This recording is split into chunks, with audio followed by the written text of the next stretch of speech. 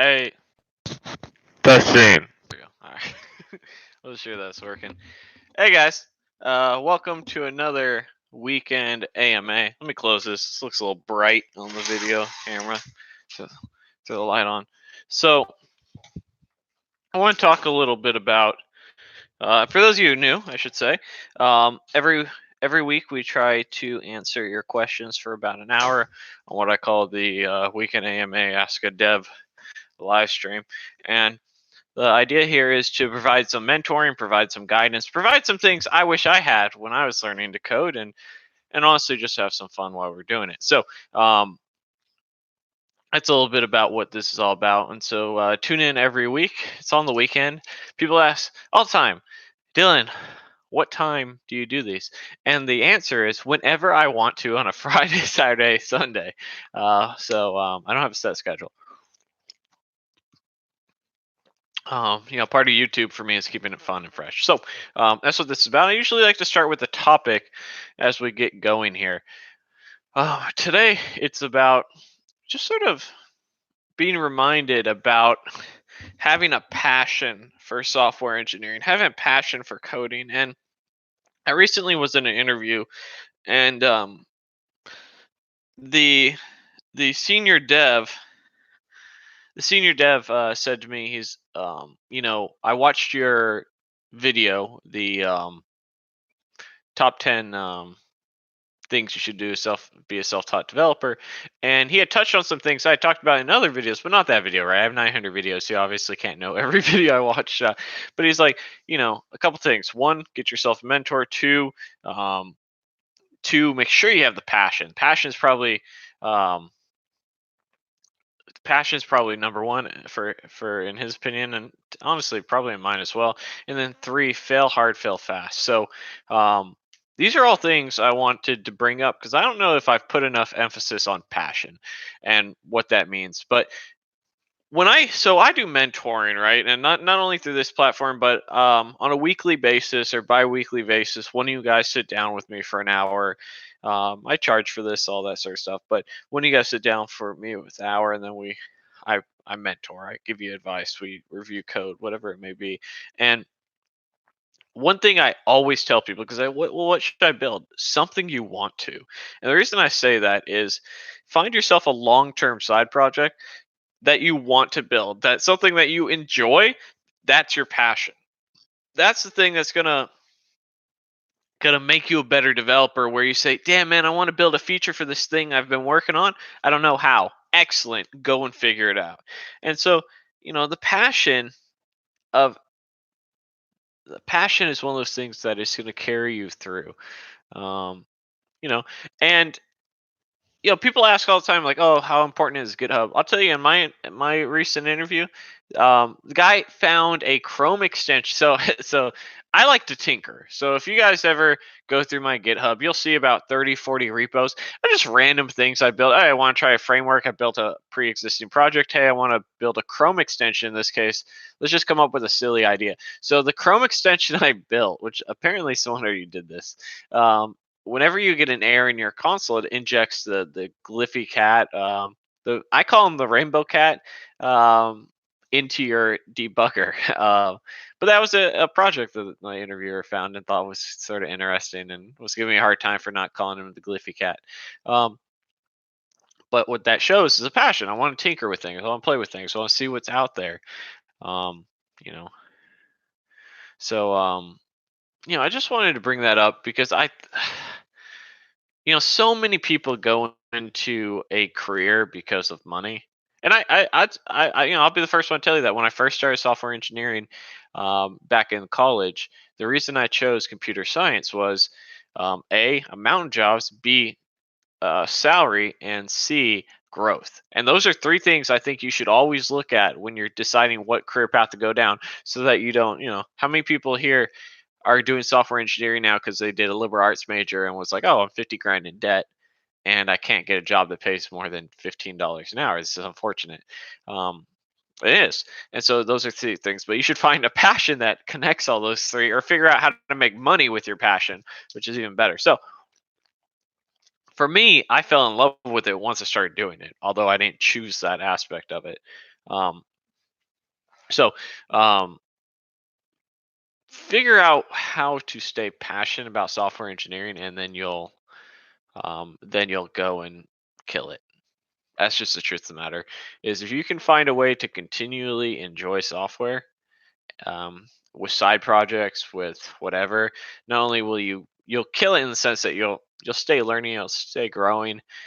Every year, I go and I release my this is what I'm going to do this year to become a better developer video. um, that should be your mentality as well. You don't need to put a video out there. I do because that's just sort of my thing. But go out there, enjoy it, grow. So all right, let's get some questions. That's enough of that. I actually plan on doing a separate entire video on those three sort of points. Dylan, you are the man. Thank you, thank you. Congrats on the new job. I appreciate that. Which is greater, passion or motivation? So passion to me is everlasting to a degree. Motivation is so hit or miss. People need to. My issue with the word motivation and like how people utilize motivation is oftentimes people are motivated for an hour or a day. When you have a passion, it's something that's been stirring for a very long time. It's going to keep you going for a very long time. And people often are looking for external motivation instead of internal, which is part of the issue. When are you going to finish your massive course? Look, man, I haven't done anything in about 6 weeks, not because I'm lazy, but because I've had quite a bit going on behind the scenes. I haven't really talked about it, but my entire team at my job was laid off, and so I'll do a video about layoffs down the road. Um, so yeah, and then I moved, and then I moved back. It's been a little bit of a hectic ride, and we'll dive. I don't want to do it in a live stream because I want to organize my thoughts, but we'll talk about my layoff, my team's layoff. I shouldn't say I got laid off. We'll also talk about I accepted a role and then I quit the role after a few days when I realized it wasn't the right environment, and then I accepted a new role that I'm very excited about. I'll where I'll be working at very large organization that's one of the largest consulting agencies in the world. They work with about 440 of the Fortune 500 companies. Um, so they got their hands on a lot of different cookie jars. Um, Pretty excited about it. I start there later this month. So okay, yeah. I also was house shopping. Why I moved, I had to remove my house offer. Look, man, it's been a journey. Yes, I am staying in the Tampa, Florida area. We've also been doing a little bit of renovating. So, anytime you move, you typically get rid of furniture. So we got rid of some furniture that we needed back, and so we've been doing a lot of shopping. So, um, we bought like that chair you see behind me. It's a nice little chair. One second, guys. I gotta go use the little boys' room. I'll be right back. Sorry about that.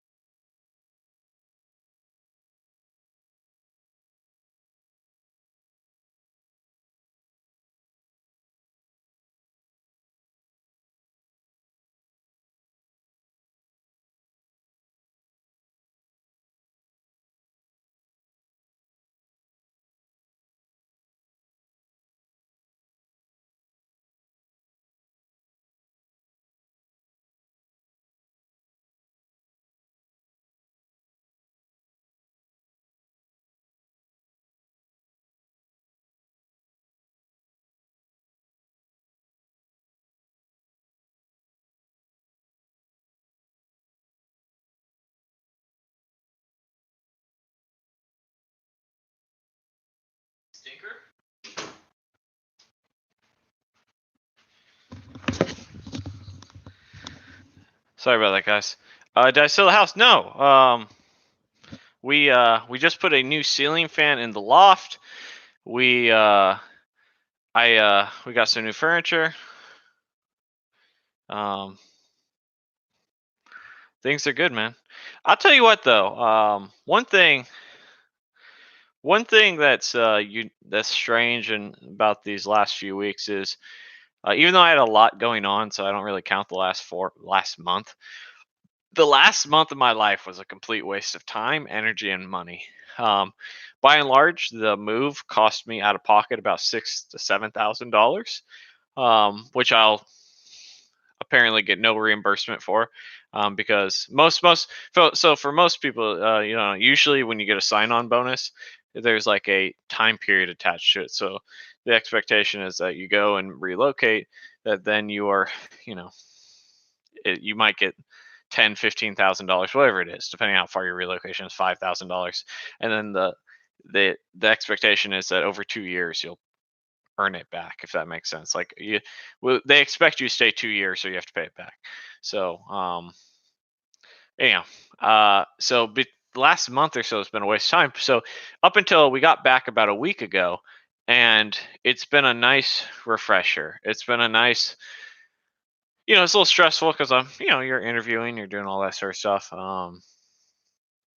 And but um, it's been nice to be able to take a deep breath, enjoy yourself.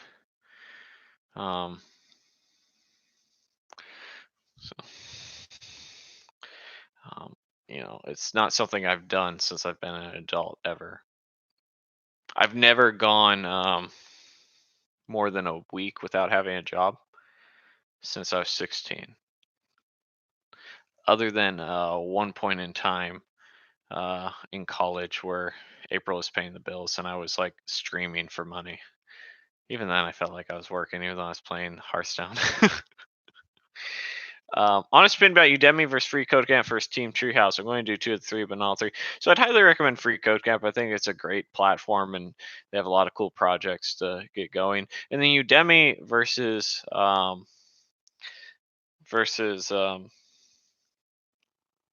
Udacity, or excuse me, Udemy versus Team Treehouse. Udemy, you're probably going to be able to pick and choose a little bit what you want and save a little bit of money. So that'd probably go where I would go. Did I move? No. My office is currently sort of makeshifted in on the second floor. So I'll show you you remember my fancy desk? I don't have it anymore. So like right now, I'm rocking the one monitor and the desktop here, a little setup, and a Tito. But I got a new standing desk. It's baller. It's a corner standing desk, and I'm gonna go down to 3 monitors. 4 was a little bit much, I think, and then go bam bam bam, and it's bamboo. The keyboard comes out, also bamboo. It's sick. The desktop connects to it underneath and hangs. Maybe I'll do a video review on it. It's pretty sick. It's pricey. It's about $1,100, but I decided to treat myself. Am I a self-taught developer? Yes, I am.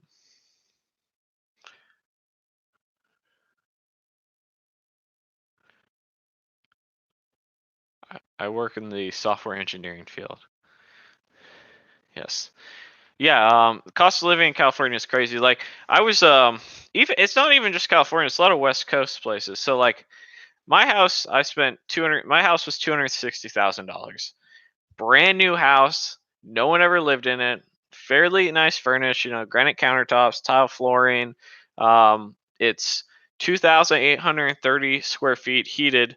And then we have a covered lanai, a flex room. It's a 4-bedroom, 2.5 bath, and decent sized backyard. $260,000, brand new, gated community, whole deal. I was looking. My brother, who's going through a nursing program.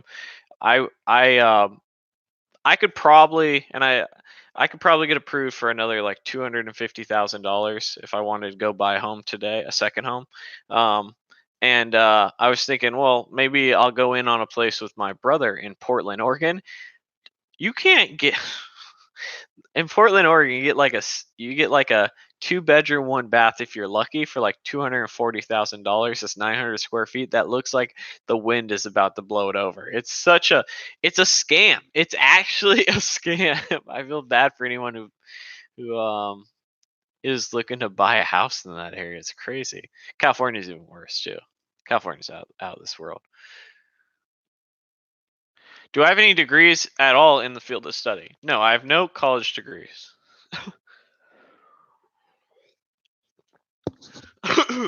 But yeah, so I was thinking that I'd fly down there and him and I could go house hunting. But I just looked on Zillow and there's nothing under $300,000 that is remotely like the idea is, hey, I'll front the deposit, they'll co-sign, well, you'll be on it, you'll start building some equity, and you can rent the rooms out for whatever we're doing. Um, but there's just nothing in that price range. Especially he doesn't want to leave the city area. I personally think he should. I think he should buy a place that's like 45 minutes away, but he wants, be within 15 20 minutes. There's just I don't know. We'll see. I think once he actually gets to a point where he's looking to do it on his own, um, you know, go there. Yeah, in the Portland area.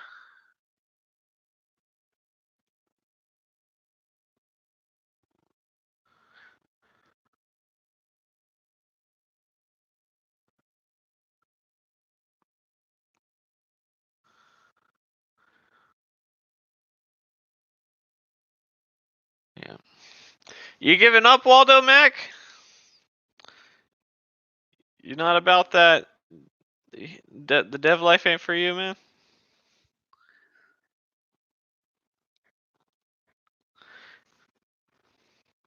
You're looking forward to my course? It's gonna be a minute, man. Although I'll probably release some more free courses on Skillshare once my desk comes out. Will being recent to GitHub hurt your job prospects? I have had one for only about a month now. I mean, no. You should definitely put stuff on your GitHub though. Here's the thing. The final boss. One thing people worry about is not being there already, and a lot of times people, if you just start, like you have to start the journey to get to the next milestone, and so what you have is what you have, and you work every day to get better and get a more attractive resume, get a more attractive portfolio, get a more attractive GitHub, LinkedIn, whatever it is. But you got to start. You just got to start, put some stuff out, keep going.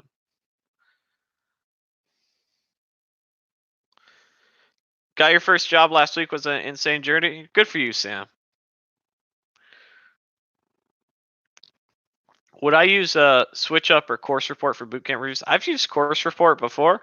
Um, what I probably would say is find one that you're interested in an area you're interested in, and then talk to some former students to really get an idea.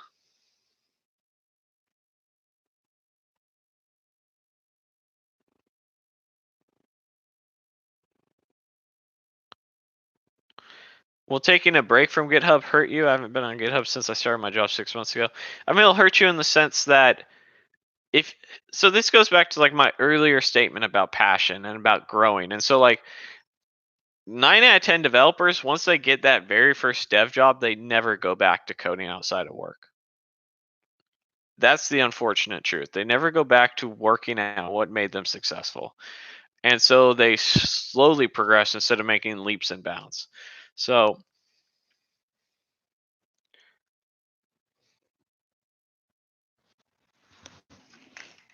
what is that?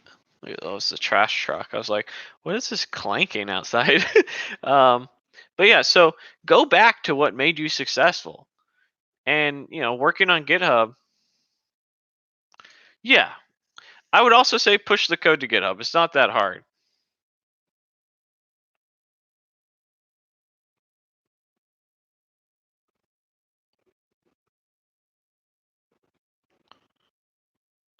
Is that why most devs are bad? Most devs are bad because couple things. Um, one, they don't have a passion for it. They just decided that they wanted a better job, and they took it and they never got good. A lot of devs, a lot of devs do the first year 20 times. Yeah, they just repeat that first year. They never go out of their way to get better. Um, and two, yes, because they don't explore, they don't tinker, they don't grow. And so there's a lot of issues there. Is it worth learning DevOps as a front end developer? I mean, you don't particularly need DevOps as a front end developer. What I would say is that DevOps is a great thing to learn, and that you will gain more income as skill set learning DevOps, regardless of what sort of field you're in.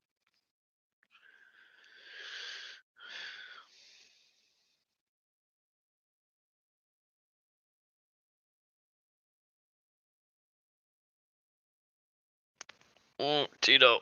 Oh, hey, big boy. Oh, oh, no.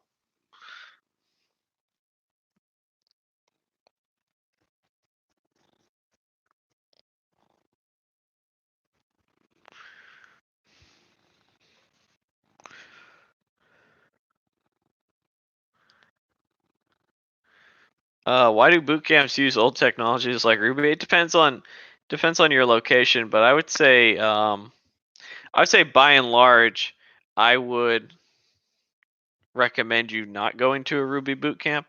I would recommend that you probably go to a JavaScript based boot camp because there's more jobs. JavaScript or Python.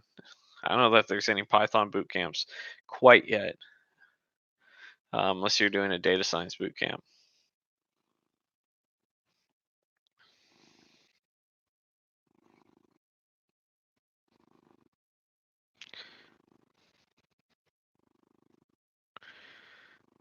App Academy #1 ranked in San Francisco uses Ruby. Yeah, San Francisco isn't the rest of the United States. San Francisco is a single area for one, and granted, it's a very Silicon Valley, but I would also discourage anyone from working and living in Silicon Valley, which it's like, yeah, you'll work for great companies, this and that, but you also be broke as shit.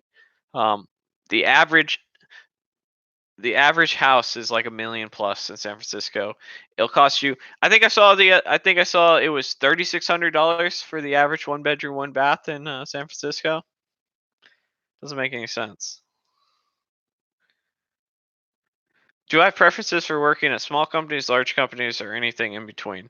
I used to not have a preference, but as I have worked at small companies and mid-sized companies, I find that I probably am going to prefer working at large companies. A couple of reasons why. But the last company I worked at was the smallest company I'd ever worked at, and they laid my team off, even though they were hiring 2 months before that and we were interviewing people. Part of the reason that I bring that up is not because I'm salty or bitter or anything like that. They got to do what they got to do. I've always gone taken the approach that businesses are going to look out for their best interests. I'm going to look out for my best interests, and if you think it's anything else, you are sadly mistaken. Um, so, um, so take that. But yeah, what I'm trying to say is that when you work at a smaller company, drastic decisions can just be made. When it's you and one other dude, or you and a couple other dudes, instead of like a board to make decisions, all of a sudden, even though we started this brand new project, we're gonna change direction. Money's gonna go elsewhere. Um, you know, and so a lot of that, there's pros and cons. So like smaller companies, you can get your hand, especially earlier on in your career, you can get your hands in a lot of different things. It's going to be easier to get those roles. It's also one of those situations where um, l- oftentimes at smaller companies there's a lot of nepotism, which is, and smaller to mid-sized companies as well. There's a lot of nepotism where people's nephews, nieces, sons, daughters brothers, whatever it is, sisters, have all been put in roles that they may or may not be qualified for. And even if they are qualified for, um, that they have a abnormal amount of influence, so much so that other people are somewhat afraid to say no to them. And so when dealing with these small and mid-sized companies, those are some pros and cons. I would also say that when working for a larger company, the reason that it attracts me is there's oftentimes more room for growth. You also have the ability to meet some brilliant amount of developers. You know, you work for a company with 1,000 developers, 10 of them have to be brilliant, right? You have 900 bad ones, 90 good ones, 10 brilliant ones. And so you're going to be introduced to some brilliant people if you go and look. And there's always different opportunities to learn new tech stacks, different opportunities to jump around. There's, the benefits are typically going to be better and higher, and they have the money to pay more. So, um, my personal preference at this stage in my career is to work for large corporations or myself, but that's not the question. Isn't $1 million house worth the investment because the value will go up? In theory. Have you seen all the issues in SF with the taxes, the homeless population, the traffic, and do you know how long it would take you to save a down payment for $1 million house? And a million is on the low end. I think it's up to like 1.3 is the average house. So you go and say, okay, well, let's say you as a junior developer make $120,000 in San Francisco. Congratulations.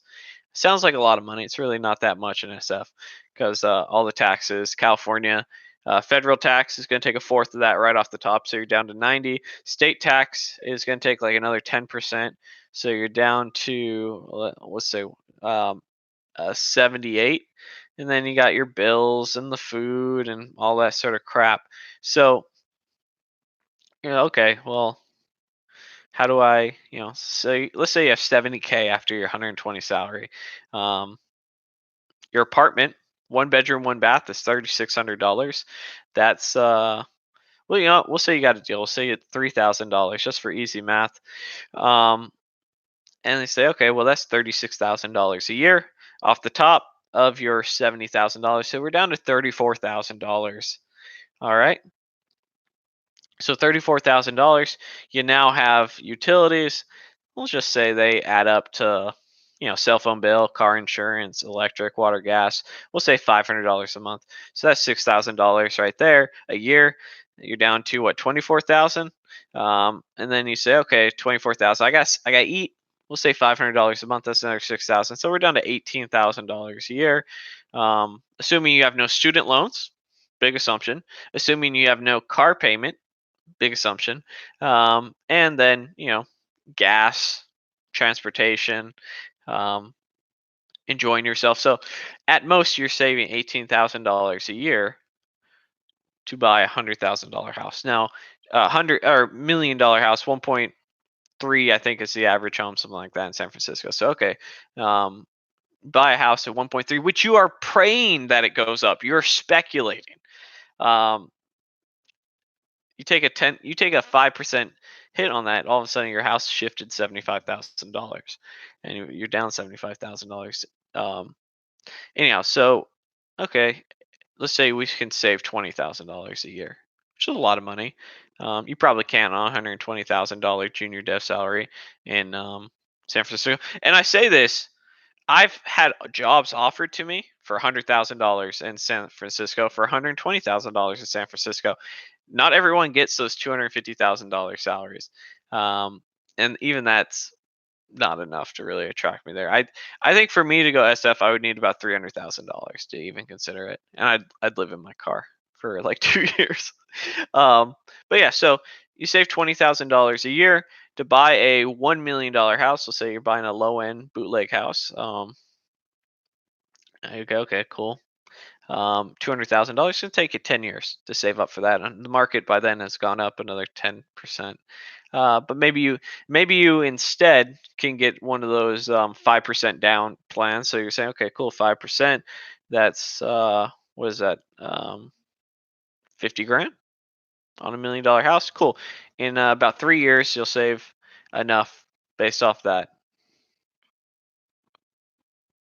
Yeah. Yeah, 100K in SF. I remember my first minimum wage job too. That's what it's like, man. Um, it's sort of crazy, right? Someone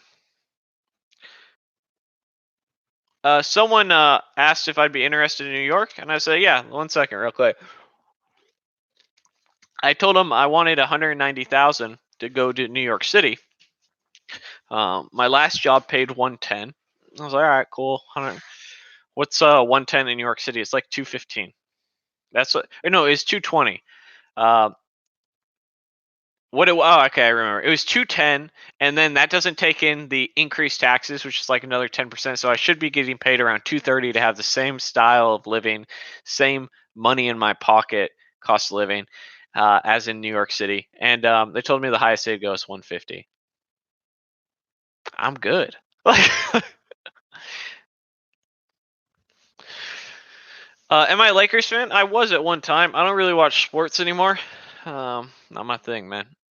What software development field without the need to learn such hard math as algebra is going to be on high demand? Algebra is not hard math. Algebra is like x plus y equals z sort of stuff. Like,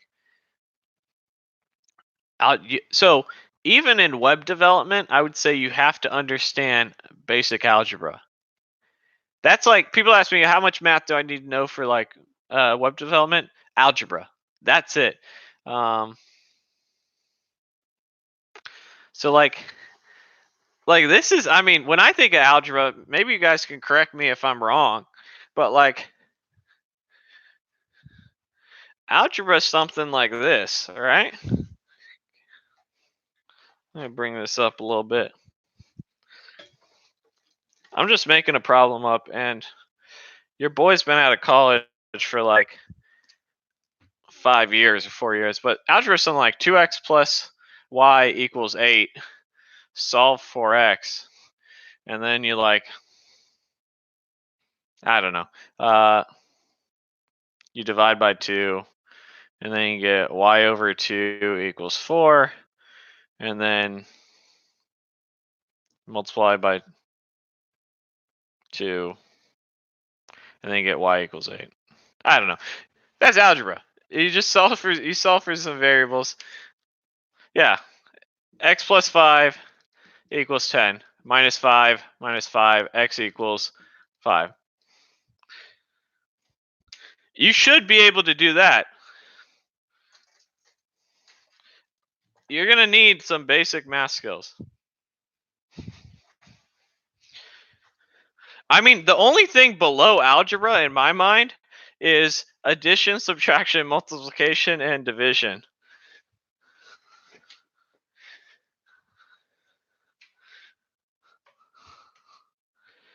But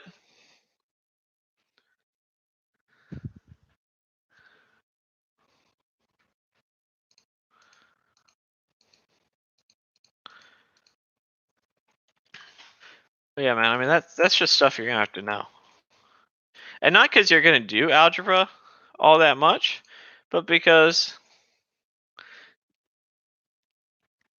you're gonna have to understand. You're gonna have to be able to think that way.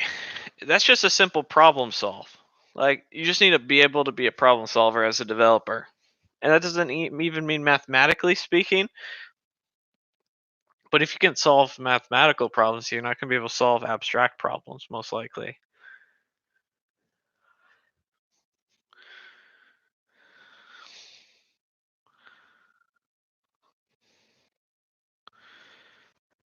Let me see if I can find this thing.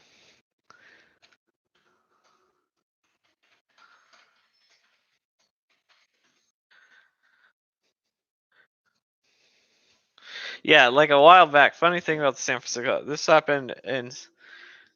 Can I?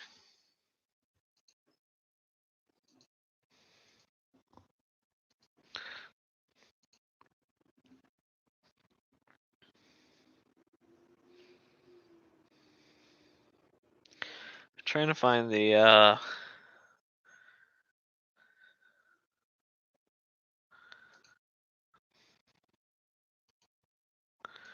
But yeah, a while back there was a house that caught on fire in SF that was selling for $800,000.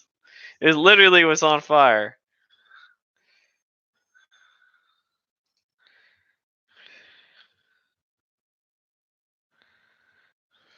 So yeah, man, if you come to the Tampa area, we can grab a beer. Don't worry.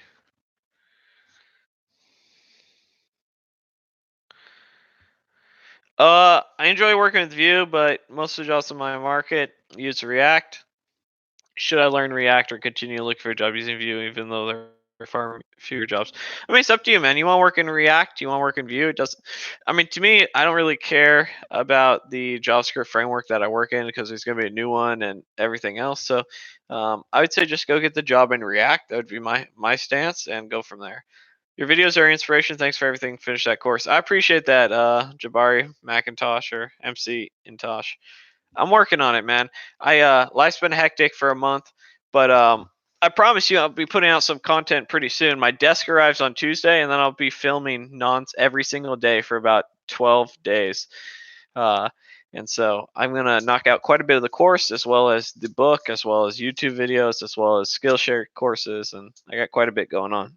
So I'm looking forward to it, man.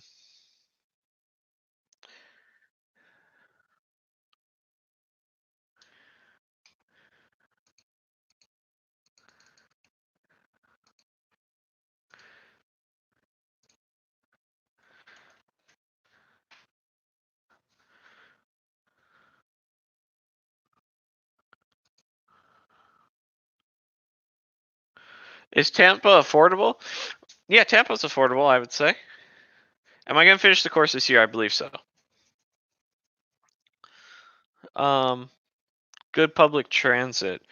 I can't speak to the public transit because I don't take it, but I think so. I see buses all over the place. Downtown Tampa, for sure. Like if you actually buy in the city of Tampa or you rent in the city of Tampa, you're golden. There's stuff all over the place. Yeah, also no state income tax. Um, like what's the state tax of California, for instance? Because that's where I came from. So let's see. According to bankrate.com, um, I'll be paying 9.3% on my taxes. So um, that's an extra $10,000 to $15,000, depending on the year of income I get to keep. How do you get how do you how do you get good at Angular to get an entry job as Angular dev? Just build things. That's really it. Build things. Use various aspects. Um, First, go ahead and consume services, components, understand TypeScript, understand good object-oriented programming, understand pipes and directives, and then we'll go build a custom one of each one of those.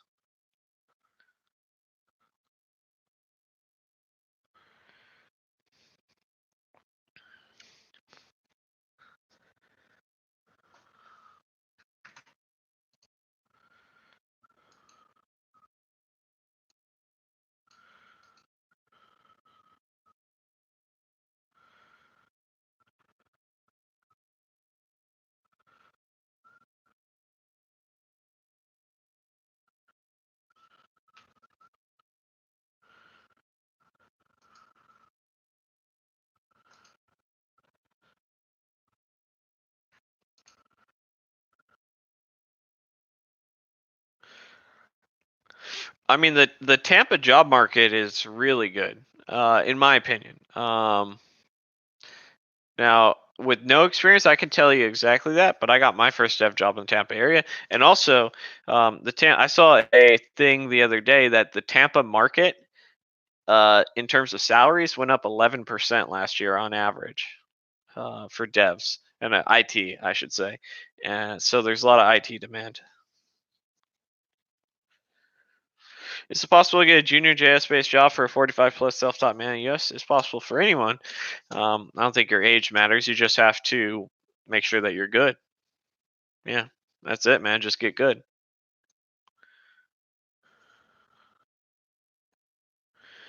Should we apply to jobs that have 3 years experience even though we don't have that much? Yes.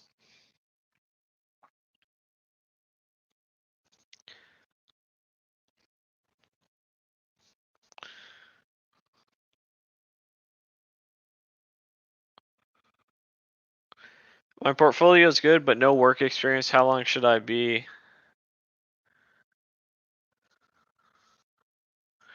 Um, how long should I be an intern? I mean, you don't have to take an intern. Just go straight to a junior level role. But what I would do if I did an internship is after the first month or two, I'd start looking for a junior level role.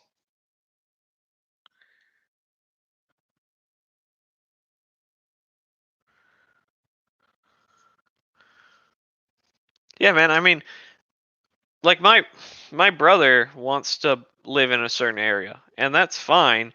You just have to be willing to deal with the costs associated with that. You have to understand that by you wanting to live in this area, your money is worth one third what it would be elsewhere. Um, Now that's a choice people have to make. Me personally, I would rather spend 10 years living someplace I'm okay with, Tampa, for instance, and then saying, okay, cool. You know what? In 10 years, I took care of retirement. We're good. Um, I've only been in the Tampa area for 3 years. Not even 3 years. In October, it'll be 3 years. And we have a house. We have money in the bank. We are set financially. We're good to go. Never in a million years, if I made the same money in California, would I be anywhere near where I am. And because of that, it's going to set me up to go buy an investment property. It's going to set me up to pay this house off quicker. It's going to set me up for retirement. It's going to set my investments up so they make more money quicker and start earning that compound interest. So, like when we were traveling, Blue Creek, Missouri was beautiful, beautiful, and it's cheap. I totally live there. It was one of those places I visited. I was like, this is a place for me. Um, so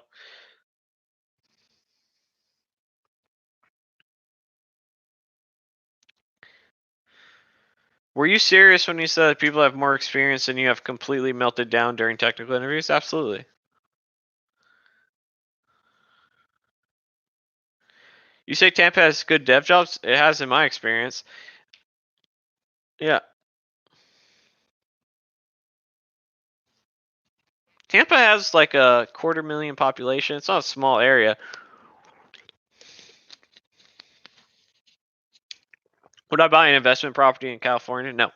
My next investment property will be one of two things. It'll be a very small single family home in a downtown area that I can Airbnb for a lot, or a duplex or an apartment complex. Can I schedule a session with you? Put a learning plan together. I've been stuck in tutorial purgatory for a bit. Yeah, so I charge $125 an hour. That's about to go up in the next month or so, because I base it off of there's a equation I base it off of my hourly rate. And my hourly rate's slightly gone up, and I haven't done it. I haven't upped it in quite a bit. But yeah, we can sit down for an hour, video call, and then we can work something out. You just tell me what it is you want to do. So like a lot of the mentoring stuff, I leave it open intentionally so that we can focus on what you want to focus on and go from there.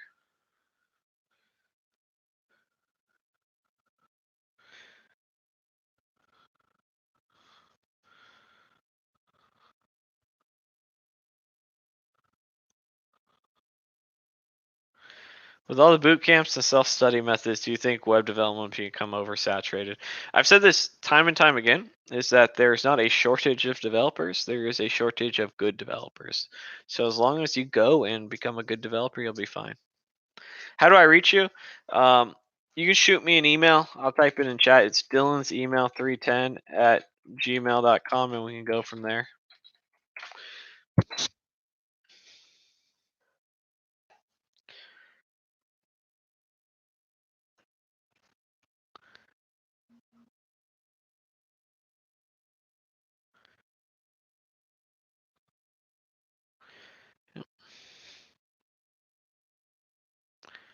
I'll say the only thing I miss about California.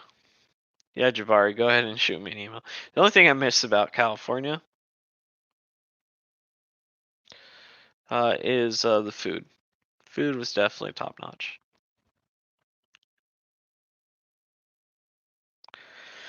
I mean, I do mentoring, guys. It's not cheap. That's part of the reason I do these online ones so that I can provide direction. But you know, providing direction to 46 people in a chat is different than you and I sitting down one on one and going through. Like I have a guy right now I'm working with, and first one we talked about how to clean up his GitHub and LinkedIn and resume, get that together. Second one, and then answer questions. Obviously, second one, it was a little bit more like, hey, what should I do in these? Just more like, hey, I thought of these 15 questions that we meet right now about once every 3 weeks. And the next one is we're gonna go and take he um he had a coding test, and we're gonna go do that. Do I plan to visit Europe soon? Not soon.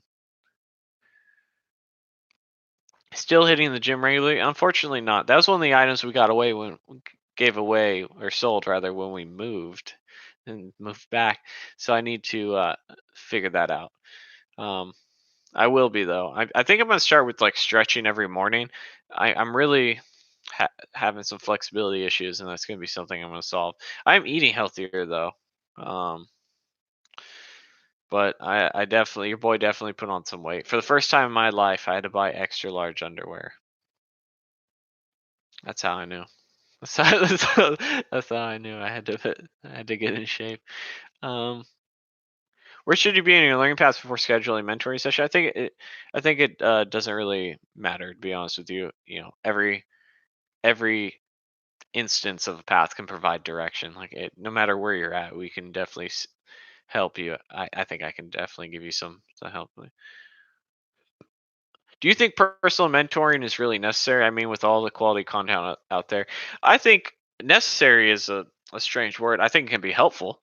I mean, you have to put it this way, right? Like, so you can pretty much find a course, like a free online course on YouTube on any subject matter you buy on Udemy. But why do you buy a course on Udemy?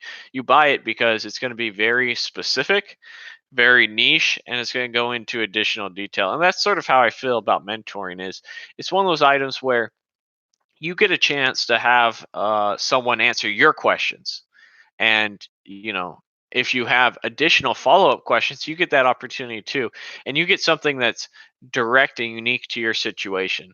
And that's the benefit of it at the end of the day.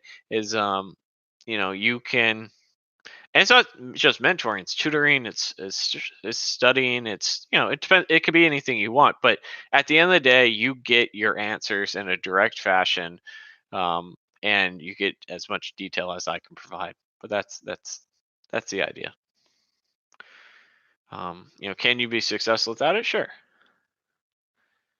But I think a mentor, whether it's paid or not, I think the direction being having someone who can, and this is why having a good mentor.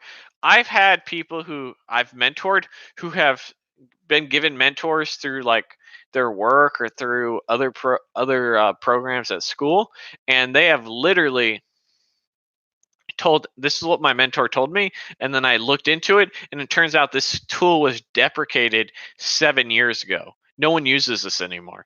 And so being able to understand what content is out of date, understand what is relevant today, is a like, if I told you what something from a 10 years ago, um, to today, maybe 10 years ago was fantastic advice. Today, it will lead you to being homeless. Uh, I do think having a mentor is crucial. I'm not saying that just because I want you all to sign up and have me mentor you. I'm saying that because I truly do believe that having someone to answer your questions and direction can provide tons of value.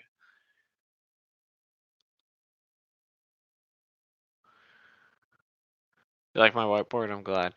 Um,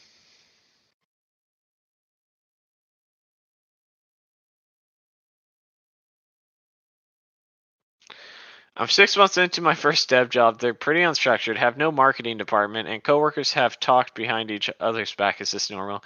It sounds like you're just at a bad workplace. And unfortunately, as you are beginning your career, you're oftentimes going to be in those unstructured environments. That's the name of the game. What I would say is it's time to potentially move on. It's time to go and get a pay raise. It's time to learn some new technologies. Um, you know, will you end up at a better place? Maybe, maybe not. But maybe you'll make more money. That's all I can really tell you. I've left jobs before and got more money, but still been in a no workplace is perfect. There's definitely some that are worse than others, and a lot of times what you end up doing is just trading out one set of problems for others, and maybe on those new set of problems you can provide some direction and provide some advice and figure out how to help out.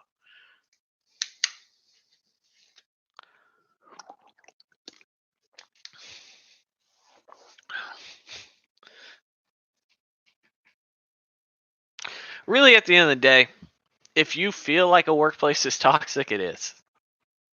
That's usually a good thing. Like if you're like, man, something about this ain't right, something's not right. Usually 99.9% of the time. So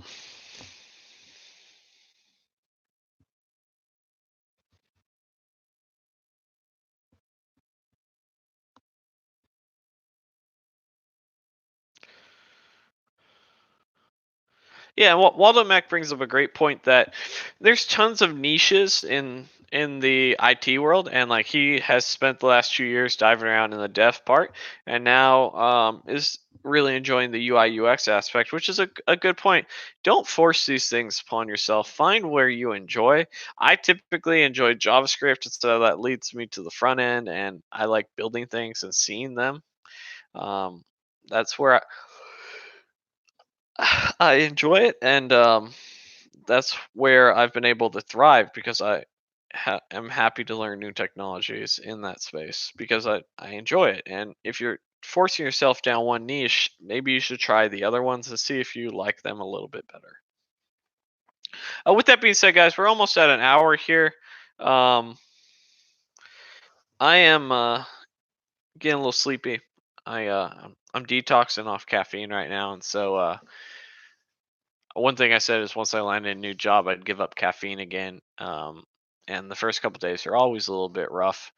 So I'm a little bit tired. That's why I got a little bit bags under my eyes, even though I get like 8, 9 hours of sleep. So I will be giving up caffeine slowly over the next week, um, decreasing it until I'm good.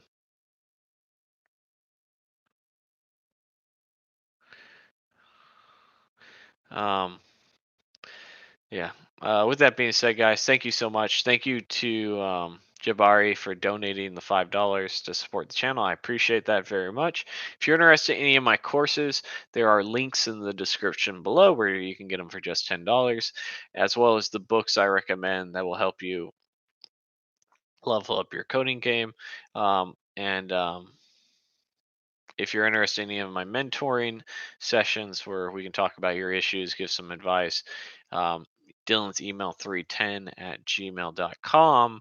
And with that being said, guys, everyone like the video, subscribe. Probably be putting out quite a bit of content in about a week. I know I didn't put out too many videos lately, but it's been a little hectic. But we'll be back in the game in the short time. But with that being said, have a wonderful weekend. See you guys next time.